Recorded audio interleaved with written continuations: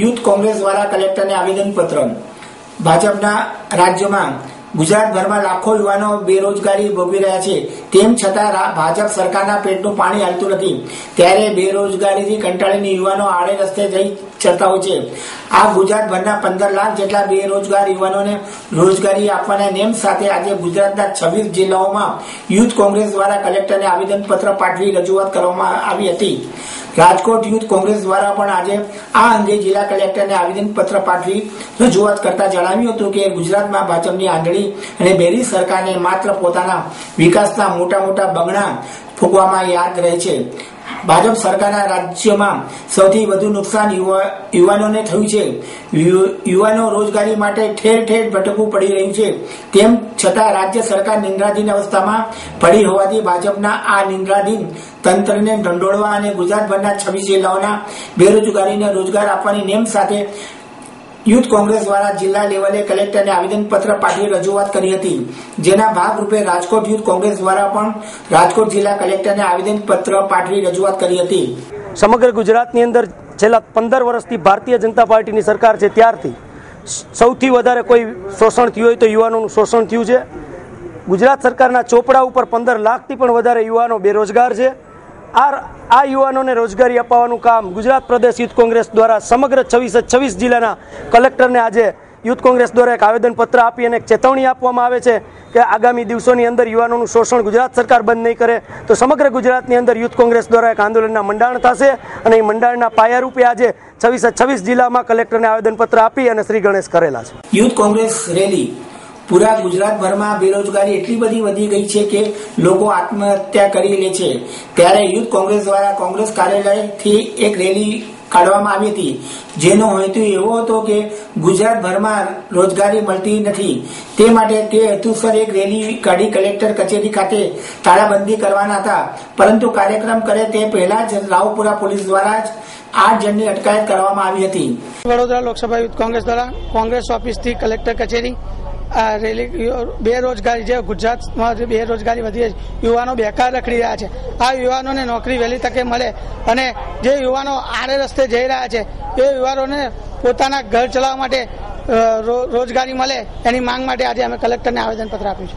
મહિલા સશક્તિકરણ પખવાડિયું આ પખવાડિયું મહિલા સશક્તિકરણ તરીકે ઉજવાઈ રહ્યું છે। ત્યારે આ નિમિત્તે વડોદરાના એસટી ડેપો ખાતે રાજ્ય મહિલા સુરક્ષા સમિતિ દ્વારા મહિલાઓને પોતે સુરક્ષિત કેવી રીતના રહેવું અને બીજાને રાખવા અને જાતે સુરક્ષિત કેવી રીતના રહેવું તેવી પણ મહિલાઓ દ્વારા અન્ય મહિલાઓને સમાજ આપવામાં આવી હતી। તારીખ 1 ઓગસ્ટથી 15 ઓગસ્ટનું મહિલા સશક્તિકરણ પખવાડિયું મુખ્યમંત્રી આનંદીબેને જાહેર કર્યું છે। તેના અંતર્ગત ગુજરાત રાજ્યની મહિલા સુરક્ષા સમિતિ વડોદરા દ્વારા અમે આજે સેન્ટ્રલ એસટી ડેપો કે જે આખા ગુજરાતમાં એક નવું અને યુનિક પ્રકારનું રાજ્ય સરકારનું કન્સ્ટ્રક્શન છે, આ બસ ડેપો ફક્ત વાહનોની આવન જાવન માટેનું નથી પણ સાથે સિનેમા, શોપિંગ મોલ અને બીજી સુવિધાઓ કરી છે। આજે આ ડેપોની અમે સ્વચ્છતા વિષયકની મુલાકાતો, મહિલા પેસેન્જરોને પડતી હાલાકીઓ અને ત્યાં સ્વચ્છતા માટેના કયા ધારાધોરણો અને નીતિ નિયમોનો સારી રીતે ગુજરાત સરકારથી અમલ થાય છે એ બાબત આજે સમજાવવા અને બતાવવા માટે બહેનોનું આજે ગ્રુપ અમે સાથે લઈને આવ્યા છે। અને સાથે સાથે અમે સેક્સ્યુઅલ હેરેસમેન્ટ, જાતીય સતામણી અને ડોમેસ્ટિક વાયોલન્સ એક્ટની જે અમારી પત્રિકાઓ છે એનું પણ મહિલા પેસેન્જરોને વિતરણ કરીને એક સશક્તિકરણની દિશામાં એક નવતર કાર્યક્રમ કર્યો છે। પૂનમ ગોસ્વામી, ગુજરાત રાજ્ય મહિલા સુરક્ષા સમિતિ ડિરેક્ટર, વડોદરા। વિકલાંગ મહિલા ભરતી આમ નાગરિકો તો પોતે કમાઈને ભરણ પોષણ પોતાનું કરી શકે છે, પરંતુ વિકલાંગ વ્યક્તિ કેવી રીતના જીવન જીવે છે તે એક મોટો પ્રશ્ન છે। તેમાં મહિલાઓ ત્યારે શહેરના નિઝામપુરા ખાતે આવેલ પેન્શનપુરા ખાતે આજે મહિલા વિકલાંગ પુનર્વાસ કેન્દ્ર દ્વારા વિકલાંગ મહિલાઓને રોજગારી મળી શકે તે માટે એક રોજગાર ભરતી મેળાનું આયોજન કરવામાં આવ્યું હતું, જેમાં મોટી સંખ્યામાં મહિલાઓ હાજર રહી હતી। महिला विकलांग व्यावसायिक पुनर्वास केंद्र वडोदरा के ओर से महिला विकलांगों के सशक्तिकरण सप्ताह में शामिल होकर के एक कार्यक्रम का आयोजन किया है, जिसमें उनके लिए रोजगार जहाँ जहाँ भी उपलब्ध हैं वो एक ही मंच पर उपलब्ध कराने का प्रयास है, जिसमें हमने 500 उम्मीदवारों को कॉल लेटर भेजे हैं और उसमें से काफ़ी लड़कियों ने अभी तक प्रतिभा की अपनी दर्शाई है। उनका व्यक्तिगत तौर पर इंटरव्यू होगा और कंपनीज अपने स्तर पर उनका चयन करेंगी और उनको ऑफर लेटर प्रदान करेंगी, जिससे कि वो आगे के जिंदगी आर्थिक सुदृढ़ता की ओर बढ़ा सकें। ये प्रयास हमारा हर समय हर तिमाही में होता है। हम उनके लिए रोजगार जहाँ जहाँ भी होते हैं उसका सर्च करते हैं और उनको मुहैया कराते हैं। मैं योगेश पारखी मनोवैज्ञानिक चिकित्सक हूँ, विकलांग व्यवसायिक पुनर्वास केंद्र वडोदरा में। LIC कर्मचारीओ द्वारा सूत्रोच्चार। पूरा भारत में LIC कार्यरत है, त्यारे वडोदरा शहर में पण LIC नी शाखा आवेली छे। આજે LIC मंडल द्वारा संयोजित खाते પડતર માંગણીઓને ધ્યાનમાં લઈને આજે કર્મચારીઓ દ્વારા સૂત્રોચ્ચાર કરી વિરોધ કરવામાં આવ્યો હતો। બરોડા ડિવિઝનના SC/ST વેલફેર એસોસિએશનના તમામ કર્મચારીઓ આજે સંગઠિત થયા છે। અમારા જે ઓલ ઇન્ડિયાના પ્રેસિડેન્ટ સેક્રેટરી KP ચૌધરીને જે સસ્પેન્ડ કરવામાં આવ્યા છે, એક સ્લોગન બોલાવવામાં કે બાબા સાહેબ આંબેડકર અમર રહો, એક આ સ્લોગન પર જો ચૌધરી KP ચૌધરીને સસ્પેન્ડ કરવામાં આવતા હોય તો આ દેશ કઈ જઈ રહ્યો છે, SC/ST નું શું થઈ રહ્યું છે આ દેશમાં। અને અમે આગળ દેશવ્યાપી પ્રોગ્રામો આગળ આપી રહ્યા છે। તમામ સંસ્થાઓ જે SC/ST વેલફેર એસોસિએશનને લગતી તમામ જે દેશભરની સંસ્થાઓ છે એ તમામ સંસ્થાઓ આગળ જે પ્રોગ્રામ છે એમાં જોઈન્ટ થશે અને દેશભરમાં મોટા પાયે પ્રોગ્રામ આપવામાં આવશે, હડતાળો પાડવામાં આવશે અને સ્ટ્રાઇક પાડવામાં આવશે। જો KP ચૌધરીને સસ્પેન્શન વાફર લેવા નહીં આવે તો આગળની કાર્યવાહી બહુ જોખમરૂપ LIC ને નુકસાન કરતા રહેશે કે SK રોય ચૌધરીને।